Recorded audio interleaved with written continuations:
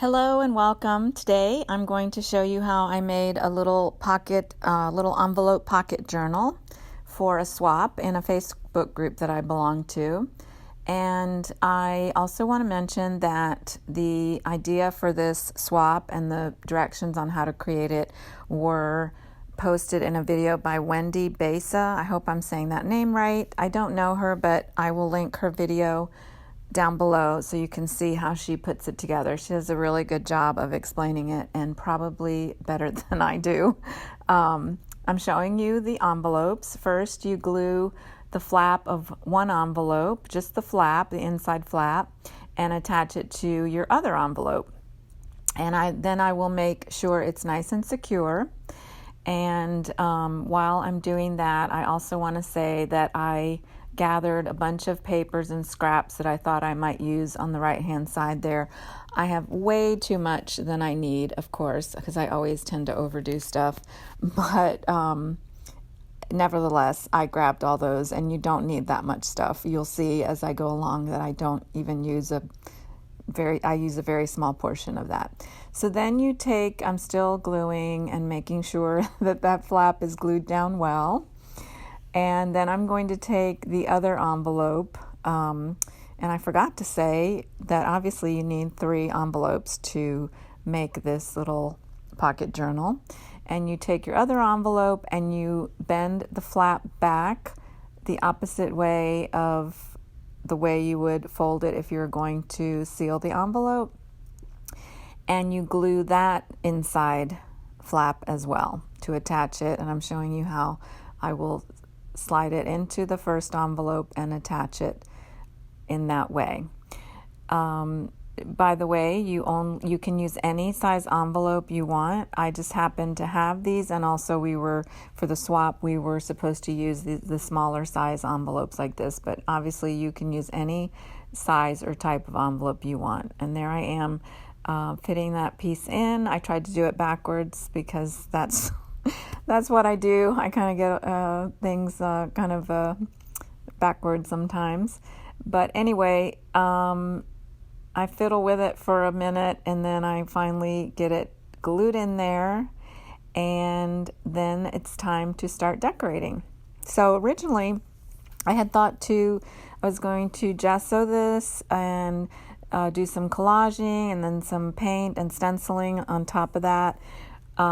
Because I thought it would also make my envelope journal stronger. But right away, I ended up collaging the whole thing, and it worked out fine. I like the way it turned out. But I'm hoping I can make more and do some more with paint. And that's why I had put down the tissue, because I thought I was going to use the tissue paper underneath my project. I thought I would use paint. But anyway, I go through my papers and I look for something that catches my eye to start collaging. And right away I see that piece and I decide I'm going to use that. I'm just checking to make sure I don't want to use it on another part of the journal. And I decide, nope, I'm going to put it on the back side, which is actually the back and the front.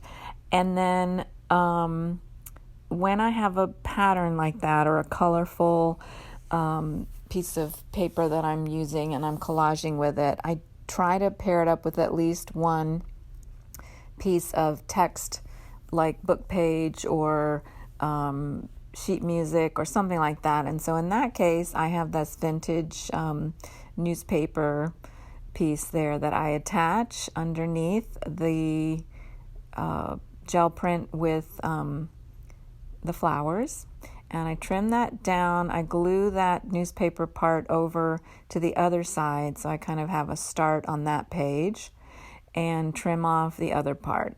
Then I kind of jump ahead because I got interrupted, and I just went through my papers again, picked out papers I thought went well together, and then I glued everything down and trimmed it up. So I'm just showing you that there. I had one little piece there in the corner that was uncovered, so I tore off a little scrap and attached it there. And then I'm going to turn my attention to the inside pocket there. And I look for a little scrap of paper, and I tried one, and then I found the one that I want to use, and it is a scrap that happened to be just the right size, and it has some writing on it. We'll see that in a minute. I'm kind of getting ahead of myself here, but trying to talk fast because I sped this part up a little bit so the video wouldn't be super long. And so there I am trying that one scrap. I'm not sure. I find that one and it works great. So I glue it in, and then I flip my page over and start working on the other 2 pages. I had pulled out that brown scrap on the right hand side there to use, and so I start in a second. I will look to see where I want to glue that down, and I decide I'm going to put it on the right side. I tear it, I glue it. Sadly, I tear it a little small, so I have to fill in my gaps with other little scraps of paper, but that's okay because I probably would have done that anyway, since, I wanted it to be a collage and kind of, have a bit of a mix of patterns and textures. So I glue my little scraps there to fix my little boo-boos, and then I turn my attention to the other side to decorate that, and I follow the same process. I look for papers. Right away, I see one that I like, and I trim that down so I'm not working with a big sheet of paper.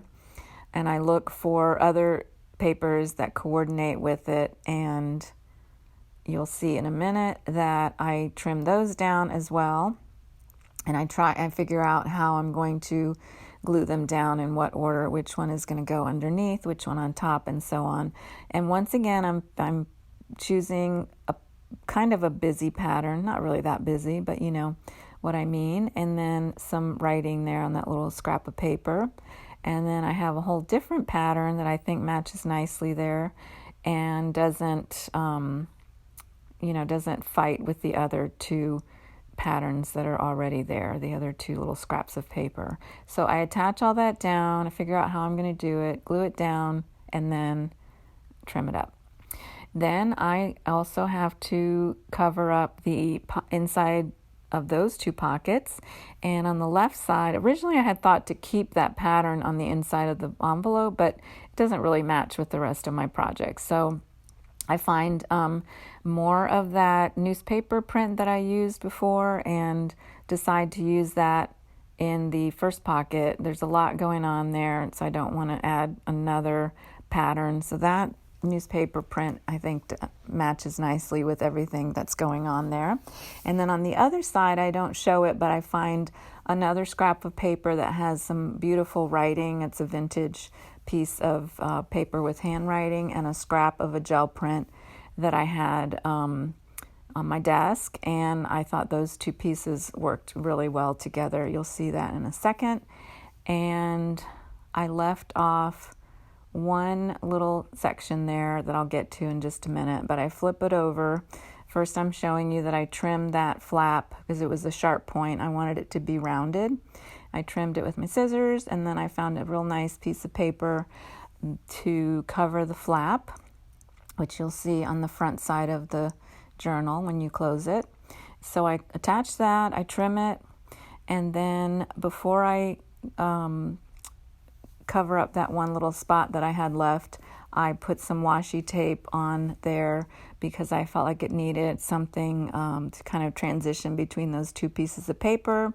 I used several types of washi on this project, mostly Dina Wakley washi tapes. They seem to match really well. And I glued it down because that washi needs a little extra glue most of the time to stick well. And then I finish off that little piece on the inside flap with another little scrap that I had left over so that it kind of matches the whole project. I trim it up, and then I am looking at the other parts that need some washi tape. And I also find some Dina Wakley washi tape in just a second that matches the page I'm looking at very well. I'm getting there. I'm getting ahead of myself again. So I'll pull out the washi tape in just a second that I use. I glue that down. There it is. And then I kind of fast forward. I did some stuff off camera. I added that lace, and what else I added? What else? Oh, I added more washi tape, the lace, and that vintage photo on the cover. And then I come back and I'm showing you that I've pulled out some other little bits and pieces and decorative things that I might use to kind of finish the project off. I don't know exactly what I'm going to use, but I've just pulled out a few things that I thought might work. So I'm just showing you how I'm going to think about what I'm going to use and to decorate. And then I'm going to, and I added that little dog. I forgot about the little doggy picture. I thought he was awfully cute and fit right there.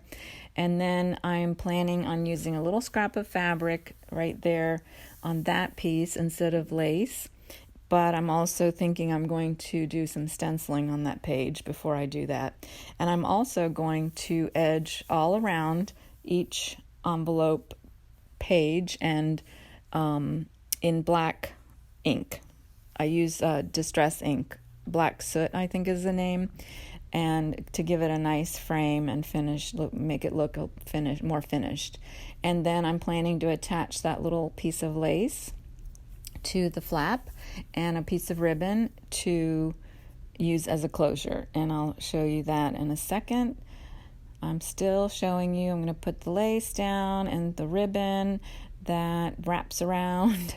I couldn't find my ribbon at that moment, so here is the final project, the final piece, and I'll show you how it works. There's the ribbon closure, and I added the Distress ink edging, as you can see. I also added a little bit of stenciling right there. I finished off that flower. I had a little scrap that finished it off because it was cut off there and I didn't like that. I added the butterfly, and then on the inside there, that is a stamp, and I embossed it with black embossing powder. Added that little piece of doily. I tucked some things in the pockets because that was part of the swap that we did, was to tuck some papers and things inside the pockets. And on the right side there, I did some stenciling, as I mentioned, and attached that scrap of fabric with a staple. I used glue too, I believe. I put a little slide that I had made probably a couple months ago in that pocket. I attached my ribbon and my lace. There's the back of the journal, and that's all done. I hope you enjoyed this, and hopefully you'll try it yourself. Thanks for watching.